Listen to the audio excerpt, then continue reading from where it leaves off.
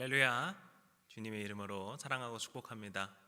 오늘 수요예배 우리 함께 시작하도록 하겠습니다. 우리 다 같이 사도신경으로 신앙 고백하시면서 오늘 수요예배 시작하겠습니다.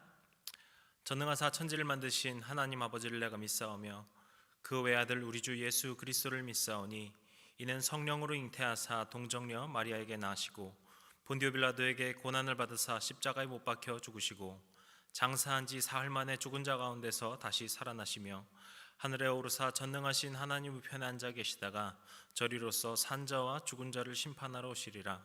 성령을 믿사오며 거룩한 공회와 성도가 서로 교통하는 것과 죄를 사하여 주시는 것과 몸이 다시 사는 것과 영원히 사는 것을 믿사옵나이다. 아멘. 자, 우리 다 같이 찬송가 270장 같이 고백하시겠습니다.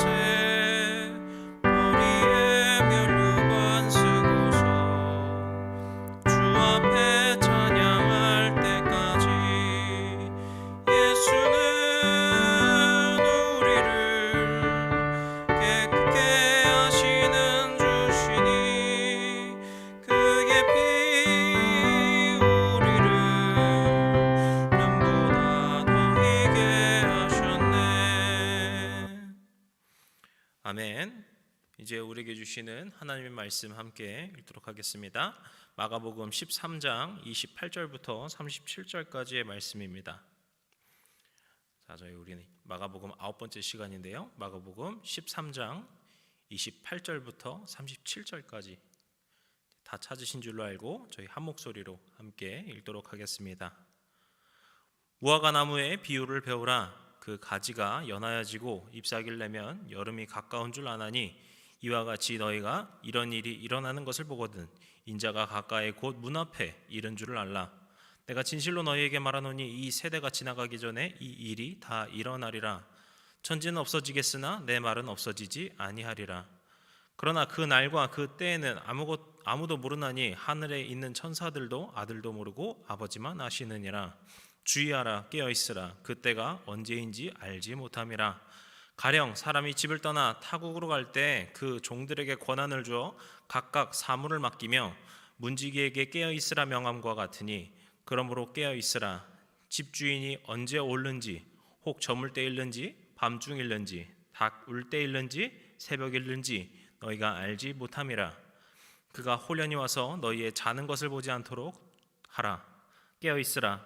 내가 너희에게 하는 이 말은 모든 사람에게 하는 말이니라 하시니라. 아멘. 할렐루야. 사랑하는 우리 성도 여러분, 한 주간도 평안하셨습니까? 오늘도 이 자리에 말씀으로 나오시는 우리 성도님들의 삶에 주님께서 함께 하시는 놀라운 축복이 함께 하시기를 간절히 축복합니다. 우리는 지금 계속해서 사순절을 이렇게 지나가고 있습니다. 이 사순절이 되면은 아마 다들 아시겠지만 예수님의 삶을 묵상하고 예수님의 어떤 죽으심 그리고 부활하심까지를 우리가 함께 동행하며 기억하고 되새기고 기념하는 그런 시간입니다. 이런 의미에서 우리가 이 사순절에는 다른 그 무엇보다 말씀으로 나아가는 우리의 영성이 중요할 줄로 믿습니다. 오늘 이 시간도 우리가 예수님의 말씀을 함께 나눌 텐데요. 오늘 우리는 이 마가복음 13장 28절부터 38절까지의 말씀을 함께 읽었습니다. 하지만 우리가 말씀을 나눌 때에는 이 13장의 전체적인 내용을 보면서 나눌 것입니다. 왜냐하면 이 마가복음 13장의 말씀이 예수님의 하나의 이 설교문이기 때문에 그렇습니다. 그래서 오늘도 이 말씀을 통하여서 주님께서 그 제자들 그리고 이 시대에 와서 우리들에게 말씀하여 주시는 그 말씀을 우리가 귀 기울이고 지금도 우리가 이 말씀에 순종하고 따르는 그 삶의 변화로 나아갈 수 있는 그런 귀한 시간이 되시기를 주님의 이름으로 간절히 축복합니다. 모두 아멘이시죠? 자, 우리 그래서 13장의 말씀을 이렇게 쭉 보려고 하는데 이 말씀에서 제자들은 예수님께 이렇게 묻는 것이 있습니다. 질문을 하는 것이죠. 그 질문이 무엇인가 하니까 바로 모든 것이 이루어지는 그 때가 언제입니까? 라는 질문을 예수님께 합니다. 그 때가 무슨 때인지 어떤 때인지는 여기 이 성경에서는 콕 집어서 이렇게 말하고 있지는 않지만 예수님께서 설명하시는 것으로 볼 때 언젠가 올 마지막 때, 종말의 때라는 것을 우리가 짐작해 볼 수 있습니다. 그렇게 이제 13장 5절에서부터 오늘 본문 이 마지막 절까지 이 마지막 때의 어떤 징조와 여러 가지 계시들과 그런 것들을 이렇게 경고로 말씀하시는 것이 이 13장의 말씀인데요. 저는 오늘 이 말씀을 묵상하면서 13장의 말씀을 묵상하면서 조금 더 눈여겨보았던 구절이 있었습니다. 그것이 무엇인가 하면은 바로 첫 구절이었던 13장 1절과 2절의 말씀입니다. 이 말씀에서 우리는 주님께서 이 설교를 통해서 말씀하시고자 하시는 그 핵심이 있구나라는 사실을 엿볼 수 있다라고 생각되는데요. 1절과 2절 제가 읽어드리겠습니다. 예수께서 성전에 나가실 때 제자 중 하나가 이르되 선생님이여 보소서 이 돌들이 어떠하며 이 건물들이 어떠하니까 예수께서 이르시되 내가 이 큰 건물들을 보느냐 돌 하나도 돌 위에 남지 않고 다 무너뜨려지리라 하시니라. 아멘. 말씀해 보시면은 제자 중에 하나가 이렇게 이야기합니다. 성전의 건물 그리고 그 성전에 쓰인 돌에 대해서 이것을 보십시오. 이것이 어떠합니까? 라고 묻습니다. 이렇게만 보면 이 제자가 무슨 의도를 가지고서 이것을 질문한 것일까? 라는 의문이 드실 수도 있는데요. 이 누가복음에 보시면은 이때 제자가 한 말을 이렇게 조금 더 상세하게 기록하고 있는데 누가복음 21장 5절에 보시면 이렇게 말씀합니다. 어떤 사람들이 성전을 가리켜 그 아름다운 돌과 헌물로 꾸민 것을 말하매. 이렇게 보니까 조금 더 의도가 명확해지죠. 이 제자가 말한 것이 무엇입니까? 성전의 아름다움. 성전이 어떻게 아름답게 이렇게 만들어졌는가? 그것을 표현하면서 감탄하면서 주님 이 아름다운 성전을 보십시오 라고 물어보는 구절이라고 우리가 볼 수 있습니다. 이 성전은 헤롯이 이 재건축한 성전으로 알려져 있는데요. 이 저희가 전에 쭉 보고 있었던 에스라 느헤미야 때 이제 성전을 다시 세우게 되는데 그 성전을 이제 재건축 거의 이제 뭐 증축이라고 하는데 거의 재건축을 했다고 합니다. 그래서 굉장히 아름답게 꾸민 이제 성전이라고 볼 수 있는데 당시 역사가들의 여러 기록에서도 보시면은 이 성전이 참으로 아름다웠다라고 기록하고 있습니다. 그런데 예수님께서는 이 아름다운 성전을 보는 제자들에게 어떻게 말씀하셨습니까? 돌 하나도 돌 위에 남지 않고 다 무너뜨려지리라. 이 아름다운 성전, 이 이스라엘 백성들에게 있어서 정말 자랑스러운 성전이었는데 이 성전이 다 무너뜨려질 거다. 돌 하나도 남지 않고 다 무너질 거다라고 말씀하신 것입니다. 그리고 이 예언은 실제로 AD 70년경, 이제 주 70년경에 로마에 의해서 성전이 불타면서 이제 예언이 이제 성취되는 것을 또 볼 수는 있는데, 이 말씀을 처음 들었을 때 이 제자들의 마음이 어떠하고 얼마나 참 걱정스러운 마음이 들었을까요? 그런데 오늘 이 예수님께서 말씀하신 이 성전에 무너지는 것은 단순히 그 이후에 언젠가 이 성전이 무너진다라는 그런 예언만이 아니었습니다. 이 말씀은요, 우리 각자의 심령에게 주시는 경고이자 중요한 선포의 말씀입니다. 지금 보시면요, 제자들이 주목한 것이 무엇이었습니까? 성전의 화려함, 성전의 웅장함, 그 돌들이 얼마나 아름답게 세워졌는가, 이 성전이 얼마나 아름다운 건축물인가에 대해서 감탄하고 놀라고 그렇게 주님께 말한 것이었어요. 하지만 전에 우리가 이미 말씀에서 보았죠. 이 성전은 제대로 된 기능을 하고 있지 않았습니다. 이 성전의 실상은 이미 타락할 대로 타락한 상태였습니다. 그래서 그곳은 더 이상 거룩한 하나님의 집으로서 기능하지 못했습니다. 이제 종교 지도자들이 그저 자신의 권력과 이익만을 채우기 위한 장소에 불과했습니다. 그러니까 예수님께서는요, 지금 단순히 이 건물이 무너진다라는 그것을 예언하신 것뿐만이 아니라 이렇게 겉모습뿐만이 아니라 내면에 그 중심에 초점을 맞춰야 된다라는 것을 제자들에게 말씀하신 것입니다. 아무리 아름다운 돌들로 세워지고 어떤 멋있는 건축 양식으로 세워졌을지라도 그것이 중요한 것이 아니다. 아무리 겉으로 화려한 성전일지라도 그것이 그 안에 하나님께서 계시지 않는다면, 하나님께서 더 이상 거하실 수 없는 곳이라면 그 성전은 더 이상 가치가 없는, 무너져야 하는 곳이겠죠. 하지만 또 그것이 반드시 그냥 무너지고 파괴된다라는 것으로 끝나는 것이 아닙니다. 이 무너진 성전을 다시 세우는 것입니다. 주님께서 거하시는 그 거룩한 성전으로, 온전한 그 거룩한 자리로 우리가 주님의 그 제사를 드리는 기쁨의 장소로 다시 세워야 하는 사명이 있는 것이죠. 우리 심령에도 역시 마찬가지입니다. 겉으로 보이는 어떤 경건함, 거룩함, 난 이렇게 하고 있는 사람이야, 저렇게 하고 있는 사람이야 라는 그 겉으로 보여지는 것만이 중요한 것이 아닙니다. 우리 내면에 하나님의 그 사랑과 그 말씀으로 우리가 가득 채워져 있는가? 우리 내면의 심령에 이 성전은 하나님께서 거하시는 장소가 되어 있는가? 우린 스스로 점검해 봐야 합니다. 오늘 우리가 우리 심령을 되돌아보면서 지금 이 시간 우리에게 그 겉으로 보여지는 성전이 있었다면 그것을 모두 무너뜨리고 하나님 앞에 거룩한 성전으로, 하나님 앞에 온전히 세워지는 성전으로, 주님께 기쁨의 제사, 거룩한 제사, 감사의 제사를 드릴 수 있는 기쁨의 장소로 다시 한번 세우는 이 시간이 되시기를 주님의 이름으로 간절히 축복합니다.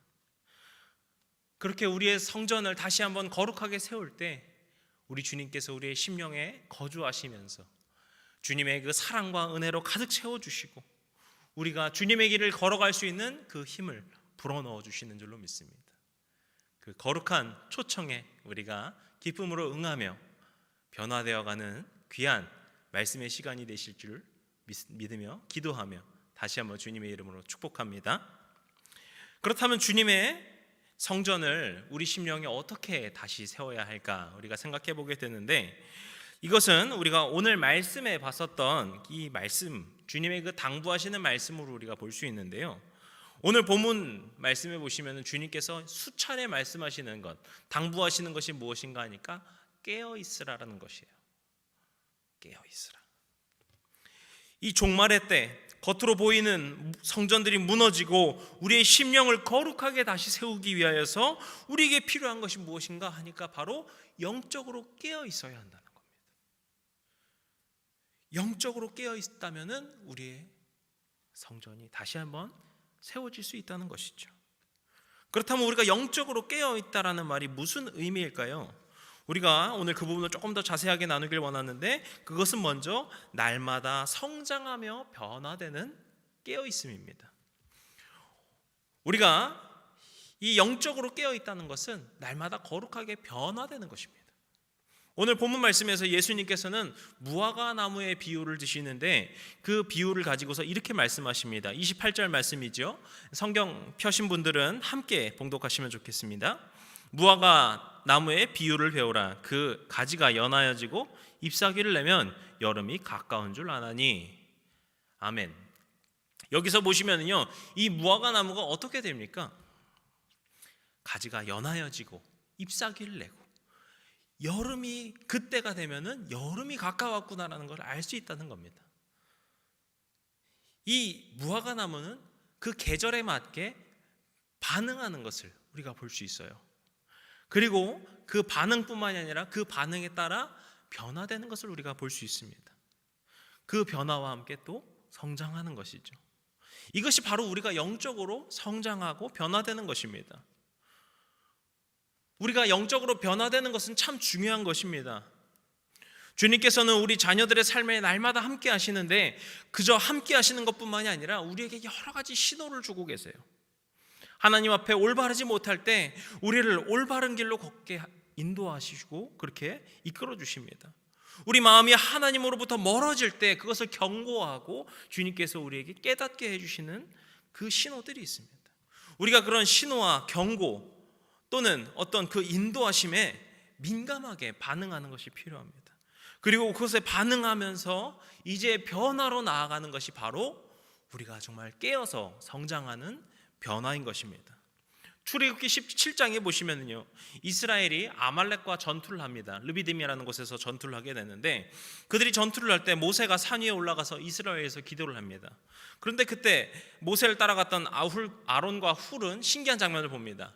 모세가 손을 들면서 기도를 하면은 이스라엘이 이기고 손을 지쳐서 내리게 되면은 아말렉이 이기는 겁니다. 이스라엘이 지는 것이죠.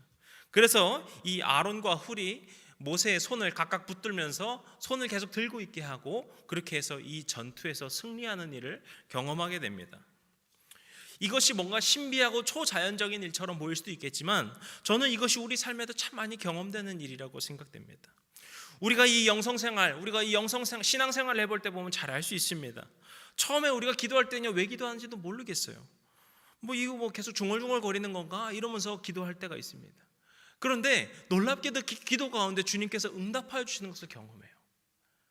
우리가 말씀을 볼 때도 마찬가지입니다. 처음에는 이거 말씀 무슨 말인지도 모르겠고 너무 어려워가지고 그냥 주저주저 읽는 것 같아요.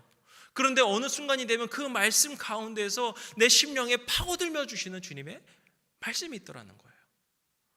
그렇게 해서 날 깨닫게 하시고 나로 하여금 다시 한번 바로잡게 하시는 주님의 놀라운 말씀하심이 이 말씀 속에 있더라는 겁니다.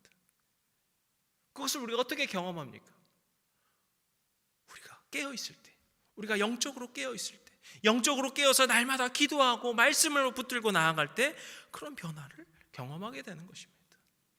또 성경에서 다시 보시면은 이 출애굽기에서 보시면은 모세가 이 바로 앞에서 10가지의 재앙을 내리게 됩니다. 그런데 정말 이 10가지 재앙 얼마나 충격적인 이야기입니까? 막 강이 피로 변하게 되죠. 메뚜기가 오고 막 불우박이 떨어집니다. 갑자기 캄캄한 어둠이 찾아오게 됩니다. 정말 여러 가지 재앙들이 나타나게 되는 초자연적인 일들을 경험하는데 그 가운데서 바로는 마음을 돌이키지 않습니다.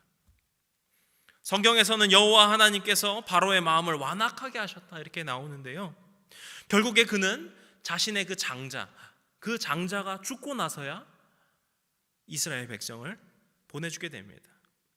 그런데요, 우리의 심령도 역시 마찬가지라고 생각이 됩니다. 우리가 주님께 반응하지 않으면 우리의 심령이 이와 같이 완악하고 강팍하게 그저 나의 뜻만 고수하고 그냥 내가 맞아라고 생각하면서 있으면은 우리의 심령에 더욱더 위기가 찾아올 수 있겠죠. 그렇기 때문에 주님의 자녀들은 항상 주님 앞에 겸손히 나아갈 수 있어야 합니다. 주님의 말씀에 귀 기울이고 그 말씀에 반응하겠다고 하는 우리의 이 열린 마음이 필요합니다. 그렇게 주님의 말씀에 반응하면서 변화되어야 하는 것이죠. 오늘 우리의 심령 가운데에서도 우리 주님께서 인도하여 주시고 말씀하여 주시고 변화시켜 주시는 그 놀라운 축복이 있기를 소망합니다. 그렇게 우리 주님께서 우리 안에 있는 성전을 거룩하게 세워주시고 온전하게 세워주실 줄로 믿습니다. 주님의 말씀에 귀 기울이십시오. 기도 가운데 주님께서 주시는 그 응답에 반응하십시오.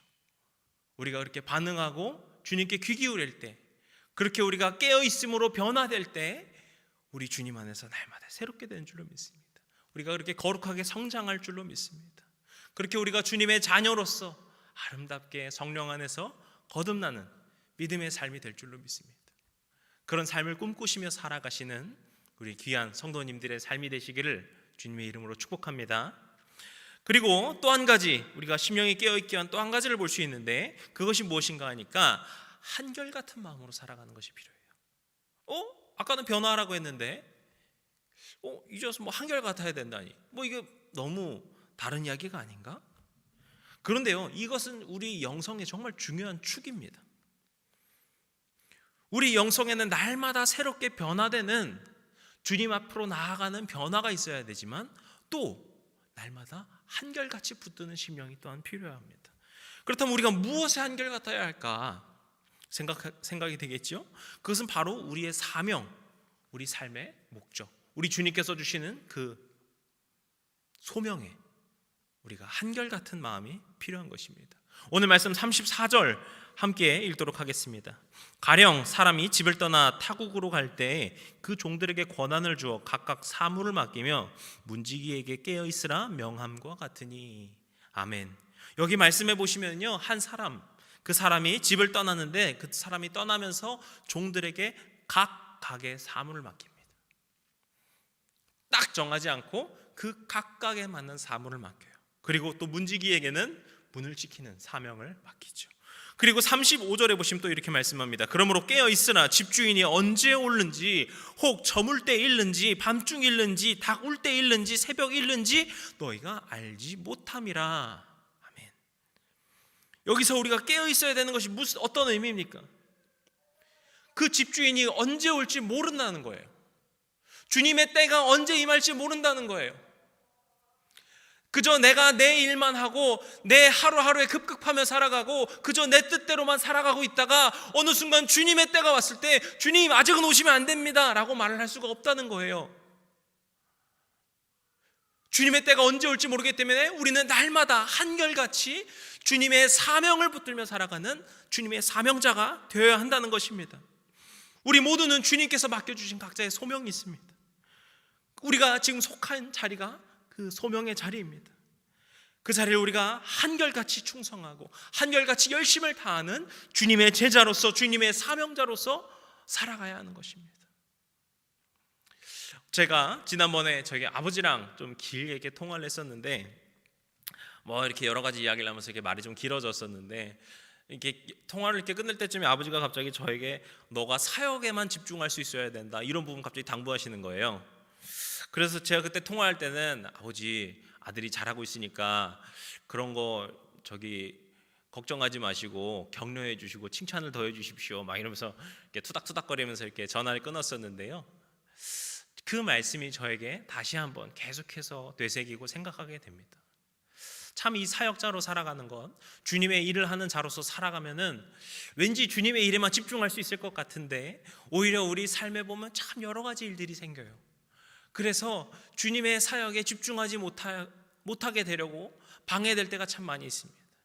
그래서 다시 생각해 보니까 이거를 붙들고 살지 않으면은 언제든지 놓칠 수 있는 거예요. 내가 주님의 사명을 받은 사람이야.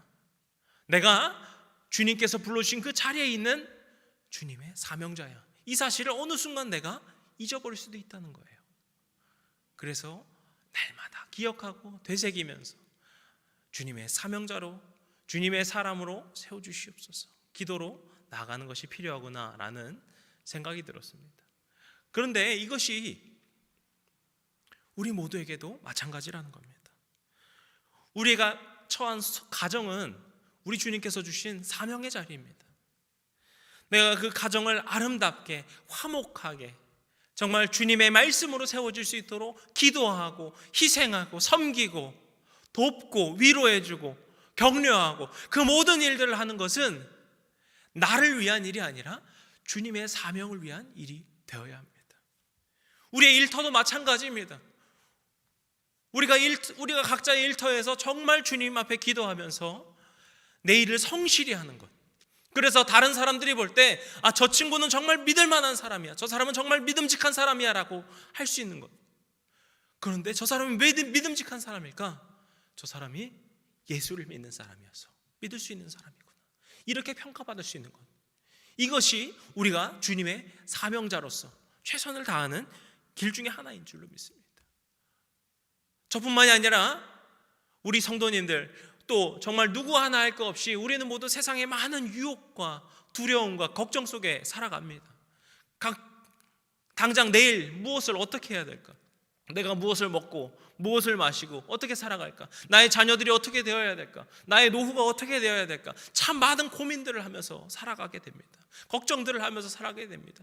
때로는 나에게 일확천금 같은 돈이 주어지면 어떨까? 우리가 정말 물질의 유혹을 받기도 합니다. 때로는 우리가 안목의 정욕에 끌려가려고 할 때도 있습니다. 하지만 그때마다 우리는 주님의 사명을 기억해야 됩니다. 우리 주님께서 주신 그 사명의 자리, 우리 주님께서 각자에게 주신 그 자리에서 내가 예수의 씨앗을 뿌리고, 내가 예수의 복음을 전하고, 내가 예수의 사랑을 심는 자들로서 살게 하여 주시옵소서. 내가 교회에 있는 것이 사랑받기 위해만 있는 것이 아니라 내가 우리 성도님들을 섬기기 위해 있음을 잊지 않게 하여 주시옵소서. 그것이 나의 사명임을 기억하게 하여 주시옵소서. 우리가 처한 가정에서 사랑을 전하게 하여 주시고, 우리가 처한 일터, 학교, 그 어느 자리가 될지라도 그곳에서 주님의 마음을 흘려보낼 수 있는 그런 믿음의 사람 되게 하여 주시옵소서. 그것이 우리의 사명이 되어야 할 줄로 믿습니다. 그것이 우리가 한결같이 흔들리지 않고 붙들어야 되는 것이 될 줄로 믿습니다. 우리가 그렇게 살아갈 때, 우리가 그렇게 사명을 붙들고 살아가고, 처음에 말한 것처럼 우리가 날마다 주님 안에서 변화되고 새롭게 되어가는 것을 경험할 때, 여러분 각자의 심령에, 우리 모두의 심령에 주님의 그 거룩한 성전이 세워질 줄로 믿습니다. 그것이 든든하게 세워져서 어떠한 풍파 가운데도 흔들리지 않고 주님의 말씀으로 살아갈 수 있고, 주님과 함께 동행하며 살아가는 그 참된 기쁨을 경험하는 놀라운 믿음의 뿌리가 될 줄로 믿습니다. 오늘 우리가 주님의 이 말씀을 기억하면서 주님의 성전을 거룩하게 세워가시는, 주님의 말씀으로 살아가시고 주님과 함께 걸어가실 수 있는 그 믿음의 동행이 되시는 우리 주님의 성도님들의 삶이 되시기를 간절히 축복합니다. 기도하시겠습니다. 사랑이 많으시고 충만하시고 오늘도 우리를 인도하여 주시는 주님, 오늘 우리 심령 가운데 겉으로 보여지는 것으로 치장되어 있는, 보여지는 성전으로 세워지고 있지는 않았는지요? 우리가 다른 사람들에게 겉보기에 보여지고자 하는 마음으로 가득 차 있지는 않았는지요?